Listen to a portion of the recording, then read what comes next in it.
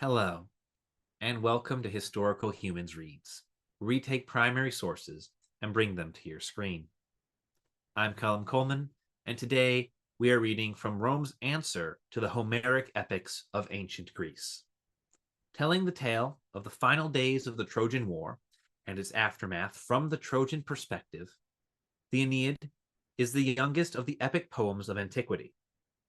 Written in the year 19 BCE by the Roman poet Virgil, in honor of Emperor Augustus, the Aeneid handily ties the Roman people into the existing Greek mythos, while also providing them with an ancient divine mandate to rule a Mediterranean empire. Today, we will be reading the opening lines of Book 1 of the Aeneid by Virgil, as translated by John Dryden, a 17th century English poet and translator. With that, let's begin. Arms and the man I sing, who forced by fate and haughty Juno's unrelenting hate, expelled and exiled, left the Trojan shore. Long labors, both by sea and land he bore.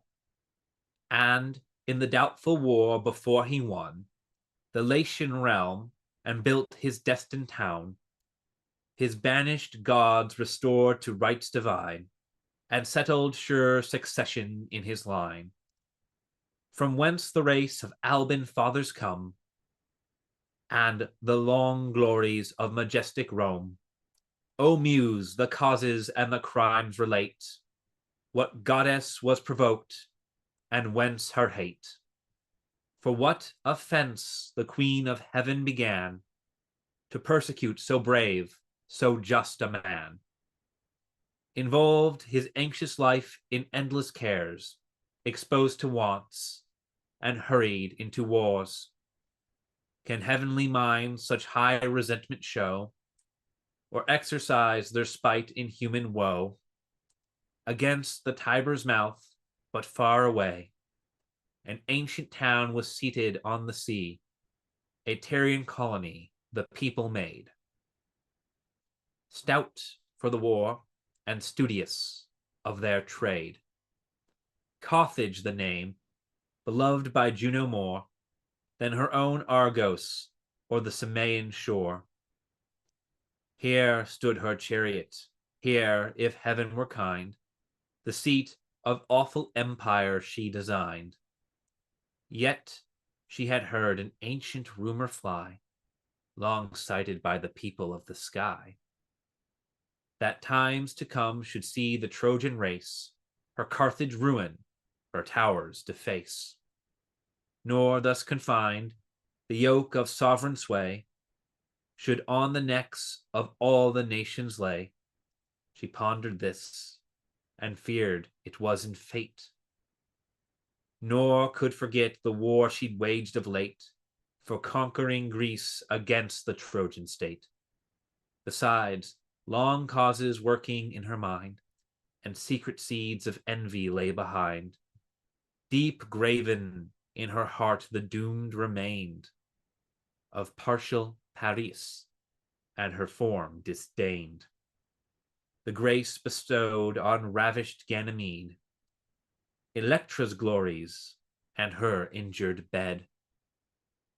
Each was a cause alone, and all combined to kindle vengeance in her haughty mind. For this, far distant from the Latian coast, she drove the remnants of the Trojan host, and 7 long years the unhappy wandering train were tossed by storms and scattered through the main. Such time, such toil required the Roman name, such length of labor for so vast a frame. Now scarce the Trojan fleet with sails and oars had left behind the fair Sicilian shores, entering with cheerful shouts the watery rain, and ploughing frothy furrows in the main, when laboring still with endless discontent, the Queen of Heaven did thus her fury vent. Then am I vanquished, must I yield, said she, and must the Trojans reign in Italy? So fate will have it, and Jove adds his force, nor can my power divert their happy course. Could angry Pallas, with revengeful spleen, the Grecian navy burn and drown the men, she, for the fault of one offending foe, the bolts of Jove himself presumed to throw. With whirlwinds from beneath she tossed the ship, and bare exposed the bosom of the deep. Then, as eagle grips the trembling game, the wretch, yet hissing with her father's flame, she strongly seized with a burning wound, transfixed and naked, on a rock she bound. But I, who walk in an awful state above, the majesty of heaven, the sister white of Jove, for length of years my fruitless force employ against the thin remains of ruined Troy. What nations now to Juno's power will pray, or offerings on my slighted altars lay? Thus raged the goddess, and with fury fraught, the restless regions of storm she sought, where in a spacious cave of living stone, the tyrant Aeolus from his airy throne, with power imperial curbs the struggling winds, and sounding tempests in dark prisons binds. This way and that the impatient captives tend, and pressing for release the mountains rend.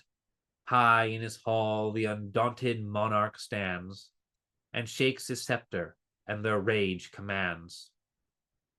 Which did he not their unresisted sway, would sweep the world before them in their way. Earth, air, and seas through empty space would roll, and heaven would fly before the driving soul. In fear of this, the father of the gods confined their fury to these dark abodes, and locked them safe within, oppressed with mountain loads. Imposed a king with arbitrary sway, to loose their fetters or their force allay, to whom their suppliant queen her prayers addressed, and thus the tenor of her suit expressed.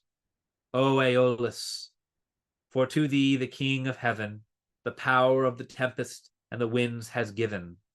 Thy force alone their fury can restrain, and smooth the waves, or swell the troubled main. A race of wandering slaves, a horde by me, with prosperous passage cut the Tuscan sea. To fruitful Italy their course they steer, and for their vanquished gods design new temples there. Raise all thy winds, with the night invoke the skies, sink or disperse my fatal enemies. Twice seven the charming daughters of the main around my person wait and bear my train, succeed my wish and second my design. The fairest Diopia shall be thine, and make thee father of a happy line. To this the god, 'tis yours, O queen, to will the work which duty binds me to fulfill. These airy kingdoms and this wide command are all the presence of your bounteous hand. Yours is my sovereign grace, and, as your guest, I sit with gods at their celestial feast. Raise tempest at your pleasure or subdue, dispose of empire which I hold from you. He said, and hurled against the mountain side his quivering spear, and all the god applied. The raging winds rush through the hollow wound, and dance aloft in air, and skim along the ground. Then, settling on the sea, the surges sweep, raise liquid mountains, and disclose the deep. South, east, and west with mixed confusion roar, and roll the foaming billows to the shore. The cables crack, the sailors' fearful cries ascend, and sable night involves the skies. and heaven itself is ravished from their eyes. Loud peals of thunder from the poles ensue, then flashing fires in the transient light renew. The face of things a frightful image bears, and present death in various forms appears. This has been an excerpt from the Aeneid on Historical Humans Reads. If you enjoyed this video and like to hear more excerpts from original texts, please subscribe to be notified of the next one. If there is a work you would like to hear, be sure to like this video and leave a comment listing it below. Thank you for listening.